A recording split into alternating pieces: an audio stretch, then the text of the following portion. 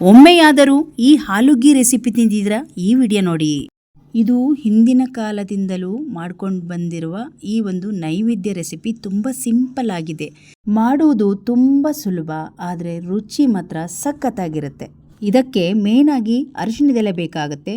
2 ಚಮಚದಷ್ಟು ತುಪ್ಪವನ್ನು ಹಾಕಿ ಸಾಸಿವೆ, ಜೀರಿಗೆ, ಉದ್ದಿನಬೇಳೆ ಒಗ್ಗರಣೆ ಮಾಡ್ಕೊಂಡಿದ್ದೀನಿ.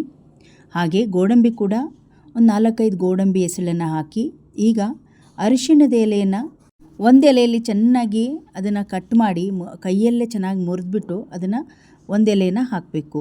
ನಂತರ ಒಂದು ಅರ್ಧ ಬೌಲಷ್ಟು ಮೆತ್ತಗೆ ಅನ್ನ ಮಾಡಿರೋದನ್ನ ಹಾಕ್ತಾಯಿದ್ದೀನಿ.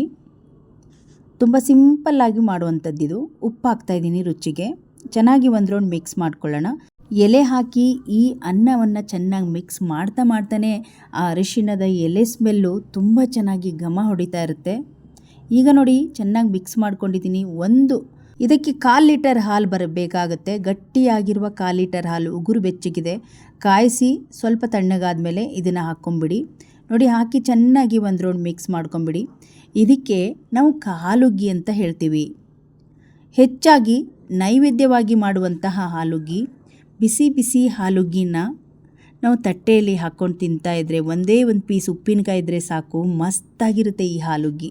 ಕೆಲವೊಂದು ಹಬ್ಬಗಳಿಗೆ, ದೀಪಾವಳಿ ಆಗಿರ್ಬೋದು, ಒಂದೊಂದು ದಿವಸ ಒಂದೊಂದು ನೈವೇದ್ಯ ಅಂತ ಮಾಡುವಾಗ ಇದನ್ನು ಒಂದು ದಿವಸ ನೈವೇದ್ಯವಾಗಿ ಮಾಡ್ತಾರೆ. ತುಂಬ ಚೆನ್ನಾಗಿರುತ್ತೆ. ಮತ್ತು ಈ ಹಾಲುಗ್ಗಿ ಮಾಡಬೇಕಂದ್ರೆ ಅರಿಶಿಣದ ಎಲೆ ಬೇಕೇ ಬೇಕು. ಅರಿಶಿಣದ ಎಲೆ ಇದ್ದರೆ ಮಾತ್ರ ಹಾಲುಗ್ಗಿ ತುಂಬ ಚೆನ್ನಾಗಿ ಬರೋದು. ಇವಾಗ ನೋಡಿ ರೆಡಿ ಆಯಿತು. ಮೀಡಿಯಮ್ ಫ್ಲೇಮಲ್ಲೇ ಇಟ್ಟು ಚೆನ್ನಾಗಿ ಕುದಿಸಿದ್ದೀನಿ. ಈಗ ತಟ್ಟೆಗೆ ಹಾಕ್ಕೊಂಬಿಡೋಣ. ನಿಮಗೆ ಈ ರೆಸಿಪಿ ಹಾಲಲ್ಲಿ ಮಾಡಿದೆ ಅಂತಲೇ ಅನಿಸೋದಿಲ್ಲ.